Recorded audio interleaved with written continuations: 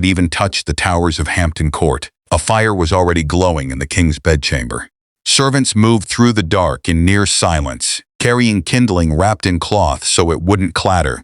Because waking the King of England before he chose to wake himself was not a mistake anyone wanted to make. What most people don't realize is that by the time Henry VIII opened his eyes, dozens of people had already been at work for hours preparing a performance that only he would seem to command effortlessly.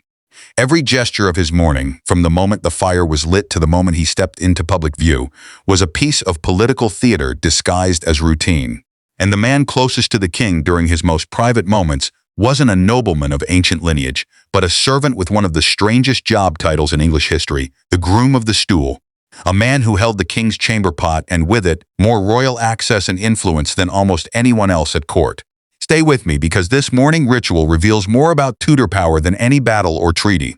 It is 1536, and Hampton Court Palace stands as one of the grandest residences in England, expanded by Henry after he seized it from Cardinal Wolsey nearly a decade earlier.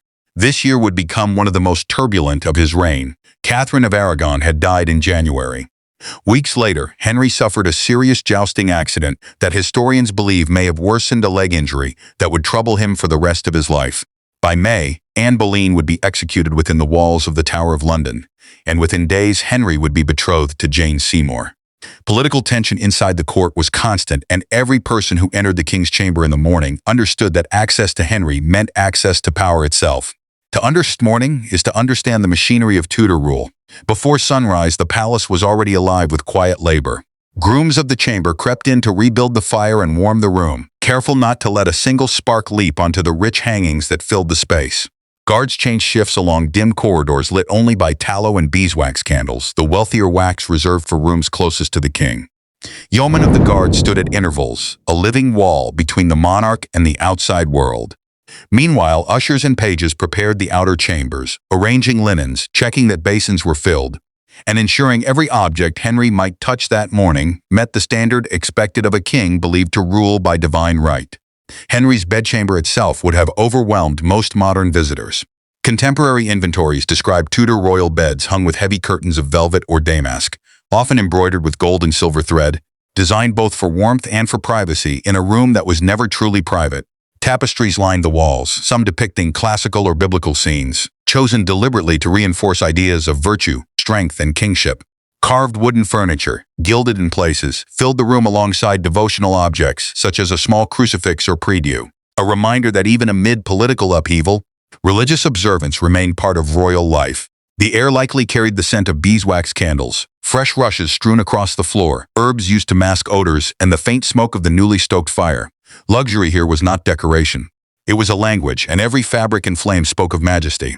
When Henry began to stir, only a small number of men were permitted to be present, an extraordinary privilege in a court where thousands lived and worked.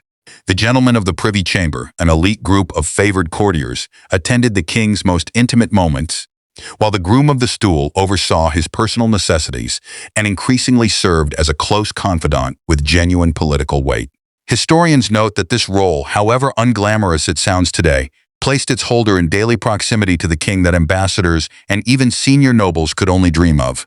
If you find that kind of hidden power structure as fascinating as I do, this is exactly the sort of detail worth subscribing for, because Tudor history is full of these overlooked mechanisms of control.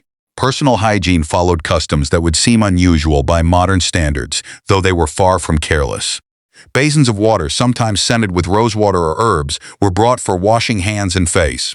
Linen towels, a mark of refinement in themselves, were used rather than the water alone, since fine linen was believed to cleanse the skin effectively.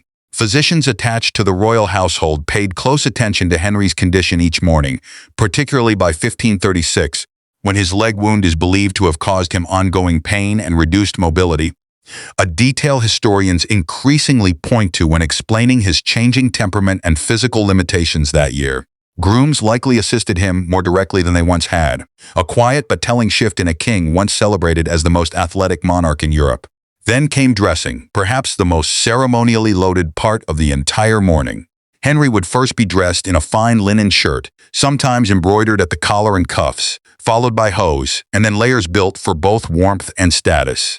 A doublet fitted close to the body and over it, a heavily decorated gown or coat, often trimmed with fur in cooler months. Fabrics like cloth of gold, velvet, and satin were not chosen for comfort but for meaning, since sumptuary laws of the period restricted such materials to the highest ranks, meaning Henry's clothing itself declared his supremacy before he spoke a single word. Jewels, a bonnet often adorned with a feather or brooch, and finally, shoes completed the transformation from private man to public monarch.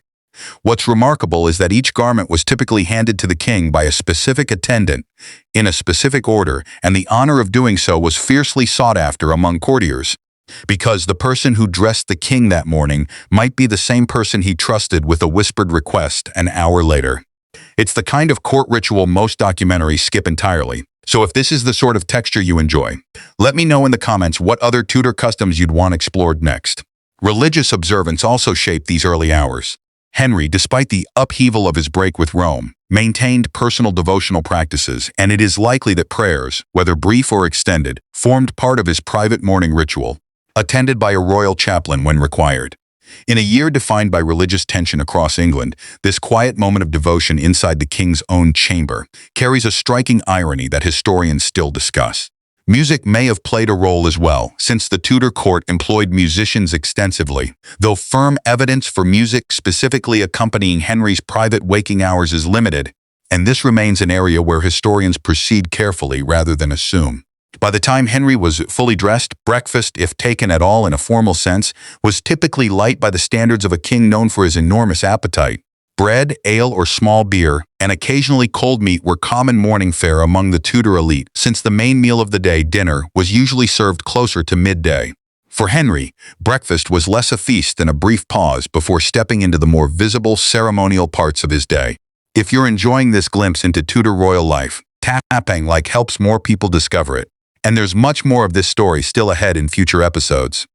By the time Henry finally walked from his private chamber into the more public rooms of Hampton Court, the transformation was complete. What had unfolded across those quiet hours was never simply about getting dressed or eating a meal. It was a carefully choreographed ritual of hierarchy, trust, and royal authority, repeated almost every single day of his reign, where the placement of a single attendant or the handing over of a single garment could signal favor, ambition, or decline. Henry VIII's morning at Hampton Court in 1536 reminds us that in Tudor England, power did not begin in the throne room. It began the moment the king opened his eyes, surrounded by a court built entirely around the privilege of simply being near him.